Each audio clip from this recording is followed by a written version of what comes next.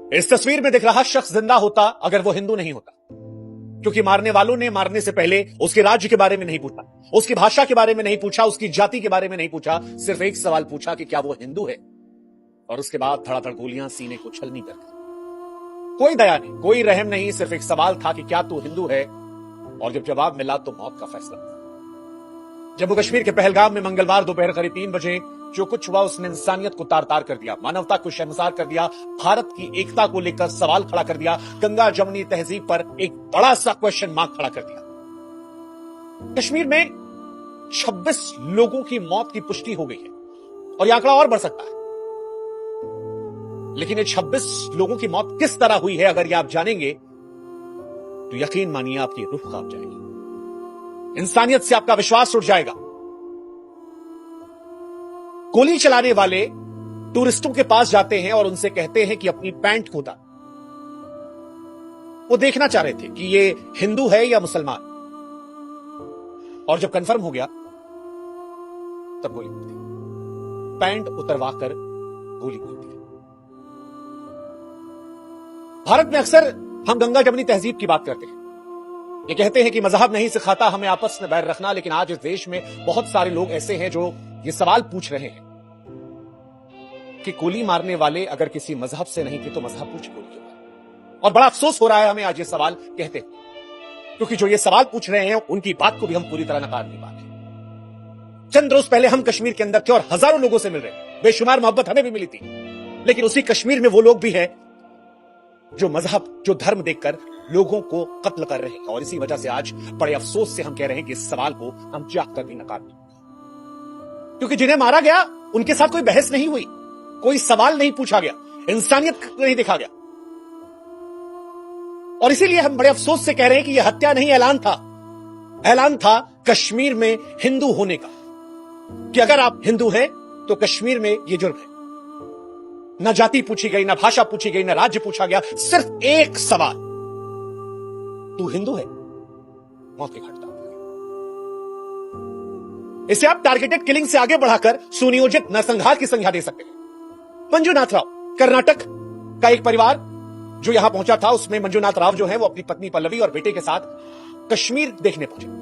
हम सबकी नजर में कश्मीर भारत का ताज है, कश्मीर वो स्थान है जो दुनिया में जन्नत की निगाहों से देखा जाता है, और शायद ये परिवार भी जन्नत देखने पहुंचा था, मगर इसे एहसास नहीं था कि हिंदू होकर जन्नत देखने जाना उसकी जिंदगी पर भारी पड़ सकता है।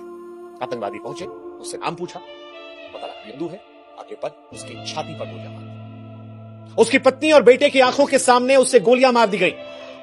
पत्नी चीखती रही, चिल्लाती रही, ये कहती रही कि तुमने मेरे पति को मार डाला है, मुझे भी मारा। इसके बाद जवाब आता है कि नहीं, तुझे जिंदा रहना है, जा मोदी को बता दो। शब्द नहीं मेरे पास, शब्द नहीं है, आत्मा चीत्कार कर रही है। हम इस देश में दिन रात संविधान की दुहाई देते हैं। संविधान कहता है कि हम सब एक हैं, बराबर हैं, मगर आतंकवादियों का संविधान वो कहता है कि हिंदू काफिर है, उसे सांस लेने का हक नहीं। वो कहता है कि अल्लाह का फरमान है कि हर काफिर का खून बहा दो। बांग्लादेश से बंगाल और कश्मीर तक मारने वाले भी वही, मरने वाले भी वही। और ये बड़े अफसोस के साथ कहना पड़ रहा है, बड़े अफसोस के साथ कहना पड़ रहा है। ऐसा नहीं कि इस आतंकवादी घटना के जरिए देश के हर मुसलमान को हम निशाना बना रहे हैं, लेकिन आज इस घटना का जो विरोध नहीं करेगा सवाल उस पर उठेगा, क्योंकि आज यह हत्या मजहब की वजह से हुई है। ये लोग जिंदा होते अगर ये हिंदू नहीं होते, और इसीलिए आज हम इस देश के मुसलमानों से भी कहेंगे कि आप भी आइए, हमारी आवाज में आवाज मिलाइए और बताइए, कहिए चीख कर कि धर्म की वजह से जो हत्या की गई है ये अल्लाह की इबादत नहीं हो सकती, ये मुसलमान नहीं हो सकता। कश्मीर की वादियां जो कभी फूलों की महक और शांति से महका करती थी, अब हिंदुओं के लिए कसाई खाना बन गई है। कश्मीर में हिंदू होना मौत का फरमान। एक नया जोड़ा शादी की खुशी, कश्मीर को जन्नत मांग कर आया, मैगी का स्वाद ले रहा था, भेलपुरी खा रहा था, लेकिन उसे क्या पता था कि उसके नाम की कब्र खुद जाएगी। और यह पहली बार नहीं है।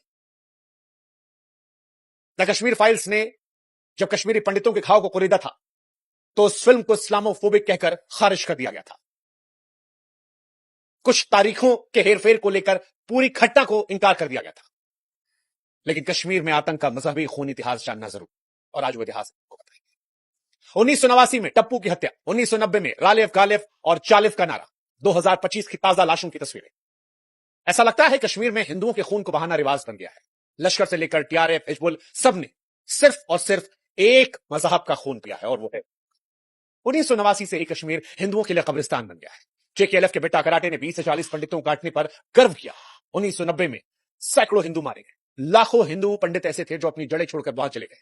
नदी मार्ग में 24 पंडितों का नरसंहार हुआ। बीके गंजू की चावल के डब्बे में हत्या हुई। और ये सारी कहानियां हम सबके सामने आई, लेकिन सेकुलर नौटंकी में उलझकर हमने इसे खारिज कर दिया। लेकिन क्या बता, आज भी नाम पुष्कर ठोका जा रहा है। 2022 में 150 पंडित कर्मचारी डरकर भाग गए थे। 2023 में संजय शर्मा मारे गए और अब पहलगाम में पर्यटकों खत्म। अब नहीं तो कब कहेंगे कि यह नरसंहार नहीं है, यह हिंदुओं का सुनियोजित जनसंहार है। फरवरी 2019 के पुलवामा हमले में 47 जवान शहीद हुए थे और उसके बाद यह अब तक का सबसे बड़ा घटनाक्रम। आतंकवादियों ने एक बार फिर हिंदुओं को ही निशाना बनाया है और यह संयोग नहीं, सुनियोजित साजिश है। दरअसल हिंदुओं का खून बहाना आतंकवादियों का शौक बन चुका है। न जाति, न भाषा, न राज्य, बस एक सवाल कि क्या तुम हिंदू हो? जवाब आया गोली। जिसने जवाब नहीं दिया उसकी पैंट उतार कर चेक करो। सवाल आज इस देश की सरकार से भी है। सवाल आज प्रधानमंत्री नरेंद्र मोदी और गृहमंत्री अमित शाह से भी, कि जब आप यह दावा करते हैं कि देश सुरक्षित हाथों में है, तो ये टारगेटेड हमले कैसे हो रहे हैं? मोदी सरकार बार बार कहती थी कि नोटबंदी के बाद, धारा 370 खत्म होने के बाद आतंकवाद खत्म हो गया था। लेकिन पिछली बार जब डोनाल्ड ट्रंप आए तब दिल्ली जली। अब अमेरिका का उपराष्ट्रपति आया है तो कश्मीर में खून बह रहा है। क्या ये सब संयोग है? लगता तो नहीं। लेकिन सवाल यह है कि आप क्या कर रहे हैं? देश के गृहमंत्री कश्मीर के दौरे पर गए हैं, लेकिन इस घटना के होने के बाद कश्मीर में आतंकवादियों के हौसले क्यों नहीं इतने पस्ते कि ऐसी घटना करने के पहले उन्हें 1000 बार सोचना पड़ता? क्यों आतंकवादियों में वो खौफ नहीं था? और इस सवाल का जवाब देना पड़ेगा देश के गृहमंत्री को भी, देश के प्रधानमंत्री को भी। शब्दों के खंडहर में न्याय की तलाश नहीं हो सकती, क्योंकि जनता दिख रही है और जनता को बयान नहीं, बदला चाहिए, निर्णायक। जो खून बहा है उसका जवाब चाहिए, बिना भाषण, बिना दिखा। कश्मीर में अगर हिंदू होना गुनाह बन गया है तो फिर सरकार की खामोशी पर सवाल उठेगा, क्योंकि सरकार, आपको यह जवाब देना पड़ेगा कि आप देश चला रहे हैं या लाशें गिन रहे हैं। और अगर मोदी सरकार के भी राज में हिंदू की पहचान उसकी मौत बन जाए तो फिर किस शांति की बीन बजाई जा रही है? सोचिएगा। यह हमला लश्कर तैयबा के संगठन द रेजिस्टेंस फ्रंट द्वारा किया गया था। जम्मू कश्मीर के पुलवामा के बाद यह सबसे बड़ा हमला था जो मजहब के नाम पर हिंदुओं का खून बहा रहा था। इन सब के बीच हम सब खामोशी से थे। सड़कों पर हिंदुओं का लहू बह रहा था। पहलगाम का जो हमला है वो रूह कपाने वाला है। लेकिन अब बहुत हुआ और इस बात को खुलकर कहना होगा कि अब बस करो। अब निर्णायक लड़ाई लड़ो सरकार। और आप जो आज हमें सुन रहे हैं, जो चुप हैं वो भी दोषी है, जो डरते हैं बोलने से वो भी पहलगाम के इस खून में जिम्मेदार हैं।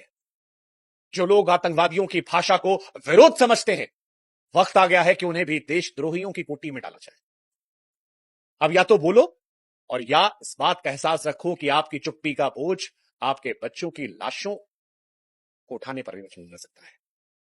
कश्मीर सिर्फ हिंदू का नहीं बल्कि भारत का मुकुट है और यह हमला भारत की अखंडता, भारत की एकता पर भी किया गया है। अब इस मुकुट पर खून के छींटे और बर्दाश्त नहीं, क्योंकि आतंकवाद एक ऐसा सांप है जो पूरी दुनिया को निकल जाएगा और उसे कुचलना जाना जरूरी है। और कश्मीर में मजहबी आतंकवाद का सच अब सारी दुनिया को स्वीकार करना होगा। यह लड़ाई केवल कश्मीर की नहीं है, केवल भारत की नहीं है, यह मानवता की जंग है। आतंकवादियों, उनके समर्थकों, सहानुभूति करने वालों को बेनकाब करना होगा। सरकार से खानापूर्ति नहीं बल्कि कड़ी कार्रवाई की उम्मीद हो। हर आतंकवादी को जड़ से उखाड़ना होगा सरकार। हर एक हिंदू का जो खून बहा, हर एक इंसान का जो खून बहा है कश्मीर में, उसका हिसाब लेगा। आप कश्मीर को जन्नत बनाने की तैयारी करो, लेकिन उससे पहले इस खूनी जहर को खत्म। देश की जनता चीख रही है, अब और खून नहीं, अब और आतंकवाद नहीं, अब और भारत की अखंडता, एकता पर हमला नहीं। आशा करते हैं कि इस घटना के बाद ऐसी घटना से हमें आपको रूबरू नहीं होना पड़ेगा, और अगर होना पड़ा तो इससे बड़ा भाग्य देश का नहीं होगा। आशा करते हैं कि जिनका खून बहा है उन्हें इंसाफ मिलेगा। आशा करते हैं कि 140 करोड़ भारतीय एक सुर में सुर कहेंगे कि जो हुआ वो भारत की अखंडता एकता बनाना और भारत मजहबी आतंकवाद और जो नहीं कह रहा उसके बारे में आपको सोचने की जरूरत है। ईश्वर से हम मृतकों के परिजनों को ढांढस देने और मृतकों के लिए शांति दुआ करेंगे। ओम शांति। जय हिंद, जय भारत।